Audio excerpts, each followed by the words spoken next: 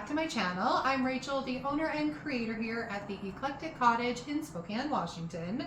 For today's video, I have a furniture flip for you. I pulled a little table that I've had in my garage for quite some time that I actually inherited from one of my customers. They were just tired of storing it, and I wanted to use some of Redesign with Prima's new products, and so that's what I did, and I absolutely love how it came out, and I hope you guys do too. And if you stay tuned to the end of today's video, I am going to show you all of the beautiful new products that I just got yesterday and will be adding to my website later today that can now be ordered. It's Redesign with Prima's Easter release. There are some really cute things to see, so I hope you'll stick around for that. Anyway, without further ado, let's get to my project for today. So this is the coffee table that I made over for today's video, and on the sides I'm using this stencil to create a raised stencil. This is the little Meadow brand new stencil by Redesign with Prima, and I am using their stencil fiber paste to create the raised effect.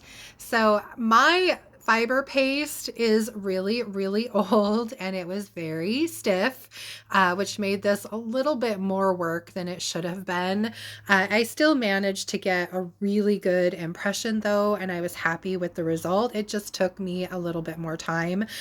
So you want to make sure to press the stencil fiber paste or whatever medium you're using really well into the stencil, and then make sure you scrape as much back off of the stencil as you can before you actually pull the stencil up, so you don't have anything that's really thick and then some things that are too thin. You just want a really even impression. Now with this, it took me a little while. It was honestly kind of a time-consuming job because I would have to do one of the stencils, and then once that was set up, I could go back and do the next stencil. So this took a little bit of time. I did this over the course of a couple of days. Did one side one day and one side the next.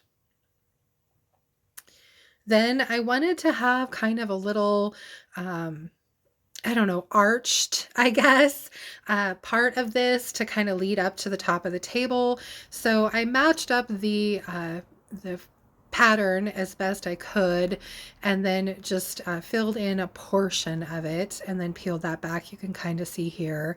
And then while it's wet, if there's any parts that you want to take off or remove, it's really easy to do. You just don't want to wait until it's dry and has set up, because this stuff is so hard and it really sticks to whatever surface you're putting it on. So you can see here, just filling up all of those little holes very carefully, and then scraping back the excess, and then pulling up that stencil. Once that was done and they had sat overnight to dry thoroughly, I took my sander. This is just some 220 grit sandpaper and a hand sander, and I didn't want them, obviously you don't want to sand them too much. You don't want to smooth them out so that you can't see them anymore, but they are very rough. So my goal here is to just smooth them out some. Then it was time to remove the hardware and get this thing ready for some paint. Once I had the hardware off, I needed to give it a good bath. So I'm using my crud cutter and spraying everything down. And then of course, following that up with some clean water to rinse off any residue that might get left behind by that crud cutter. I have to say that cleaning my pieces is definitely not one of my favorite chores, but I find that it helps aid in ensuring that your paint sticks properly and that you don't run into any troubles down the road. So I always advise, make sure that you give your pieces a really good bath before you get started. Now, I had tossed around quite a few different ideas on how to finish this little coffee table, and I knew I wanted to incorporate some of the new products that Redesign had released in January. And so I ended up deciding on kind of a farmhouse, little bit distressed look for this. That's why I picked the stencil that I did. And I was really having a hard time with paint color and decided to do a neutral on this. And I am using DIY's paint in the color Faded Burlap for this little coffee table. I love this color. It's not white, but it's not really brown either. It's kind of in the middle, and it's just a beautiful neutral color that can blend with basically any decor. I did end up giving this 2 good coats of the Faded Burlap, and I went over a couple spots with a 3rd coat just in places where you could see a little bit of that brown still poking through.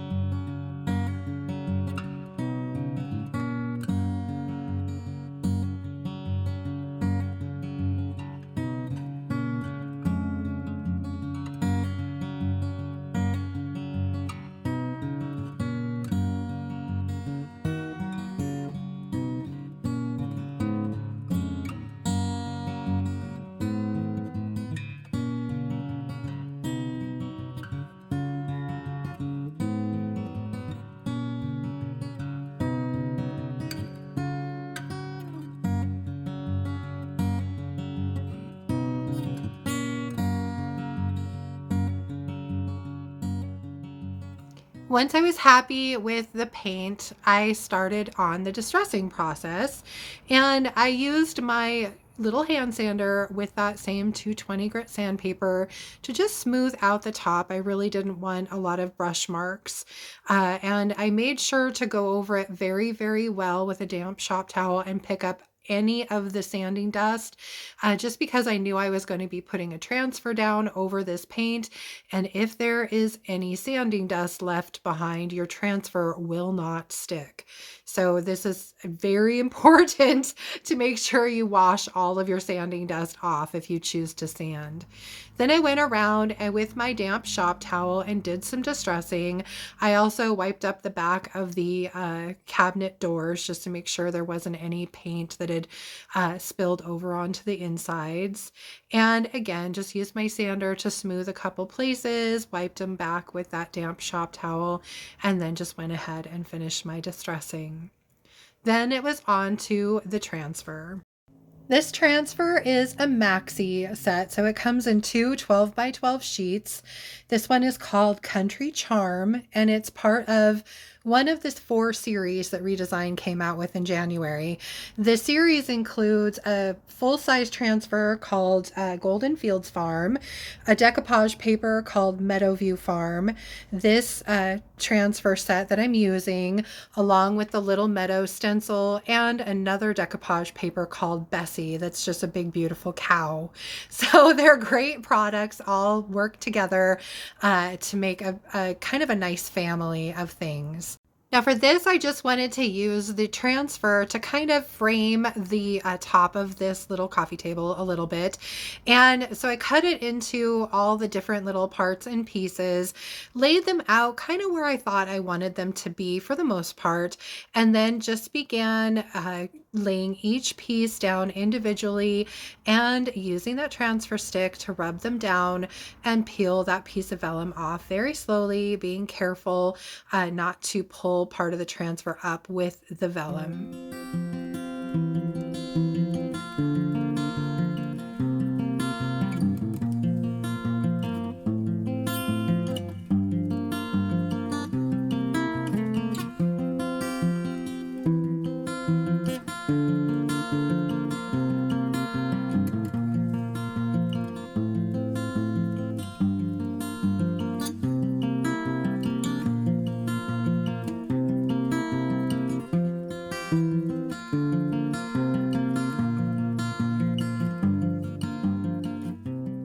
This process definitely took me a little bit more time than I had planned, but I absolutely love the end result. Then it was finally time to seal my paint. For that, I am using the DIY's clear wax first, and I'm going to be going over that with DIY's dark wax. So I'm using just my soft brush to apply that wax, being really careful to get that clear wax into all of the little grooves of the front of this cabinet. And then I am using a smaller brush with the dark wax and a little bit of mineral spirits to just thin it out a little, and then going over all of the same sections again with that dark wax. Then I am using my shop towel to just wipe back the excess, and it's really a cool effect, especially on pieces like this, because that dark wax just kind of stays in some of those grooves and adds such a beautiful dimension to this, and just really makes those little details in this table stand out.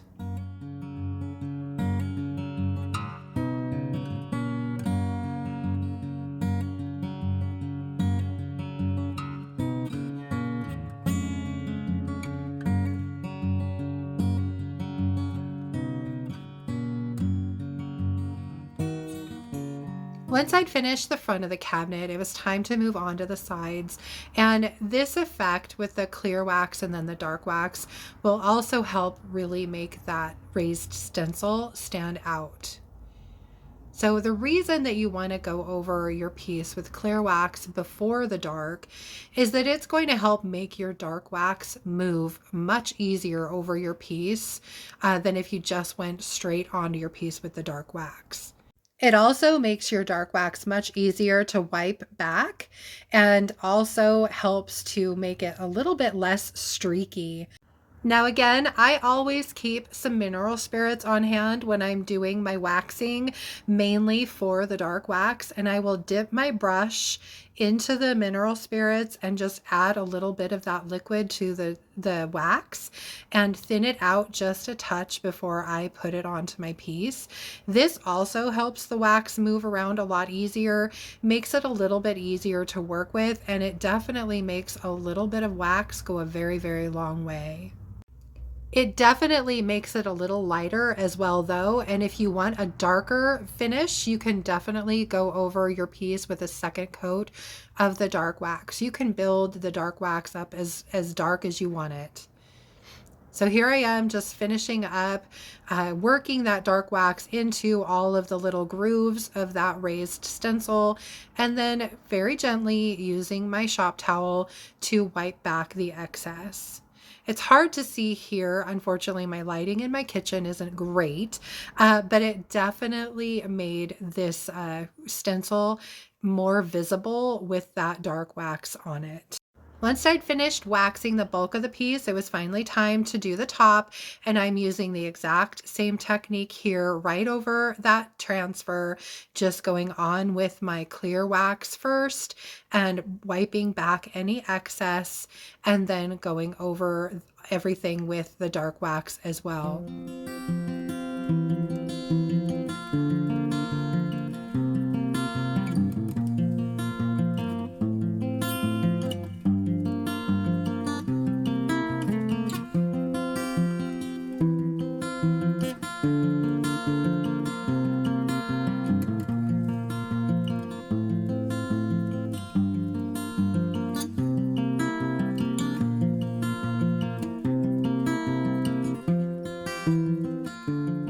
Once I was finished with the waxing process, this little cabinet is basically done. The only thing left was to paint the hardware and reattach it, which I forgot to film, but I absolutely love how this cabinet came out, and I hope you guys do too.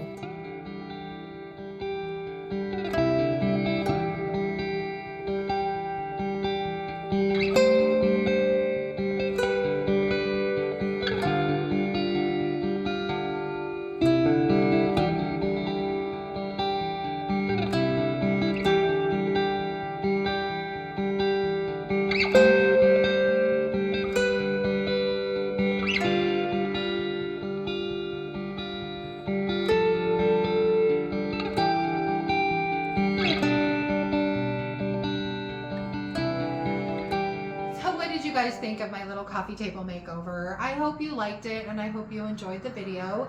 If you did, please remember to give it a thumbs up. I so appreciate that. If you haven't already, I would love it if you would subscribe to my channel and then just hit the little notification bell so you don't miss anything. And then drop a comment below. Let me know, what did you think of my coffee table? And also, did you have a favorite product in the new Easter line from Redesign? I absolutely love all of it. I can't wait to get started on some projects with it. Speaking of projects, for Tuesday, I basically already have the project finished that I am going to be using for the bulk of Tuesday's video, but I really do want to get started creating some things with that Easter release. So we'll see. I might sneak an item or two in from that as well. So I hope you'll join me for Tuesday's video. Don't forget that I do offer all of these products on my website at www.theeclecticcottagespokane.com. I have the full line of DIY paint and products, Sweet Pick and Smoke paint and products, Redesign with Prima, as well as some Recycled Treasures decoupage paper. So feel free to check those out. I hope you guys have a wonderful, wonderful weekend. I can't believe it's Friday already, you guys. And I will hopefully see you back here on Tuesday. Thank you so much for being here. Bye. All right, you guys, so I'm gonna try and get through this relatively quickly because I think my phone is gonna die. But here are the new Easter products from Redesign. I absolutely love some of the decoupage papers they came out with. This one is called Muddy Mischief, and it is little piggies, and hopefully you can see the little piggies right there. So you get 3 pieces of paper in these.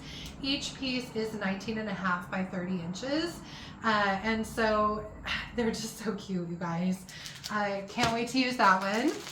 This one is called Bike Break.